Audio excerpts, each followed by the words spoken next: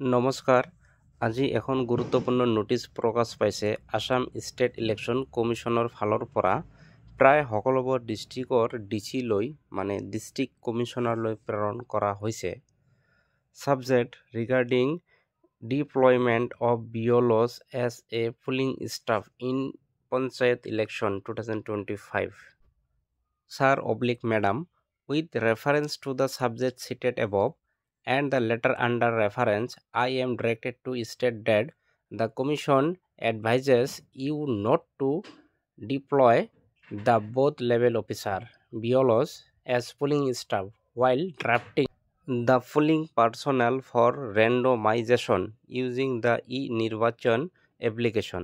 The BLO will play a vital role in the entire poll process, and the Commission also plan to assign the BLO different roles and responsibilities, which will be shared with you shortly. This is for your kind information and necessary action.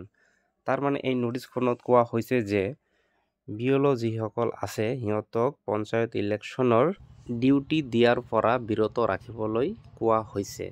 তাৰ মানে যিহেতু BLO সকলে এই পঞ্চায়ত ইলেকশ্যনত এটা vital roll and responsibility পালন কৰে, সিহঁতৰ এটা গুৰুত্বপূৰ্ণ ভূমিকা আছে, সেইকাৰণে সিহঁতক পঞ্চায়ত ইলেকশ্যনৰ ডিউটিৰ পৰা ৰেহাই দিয়া হৈছে।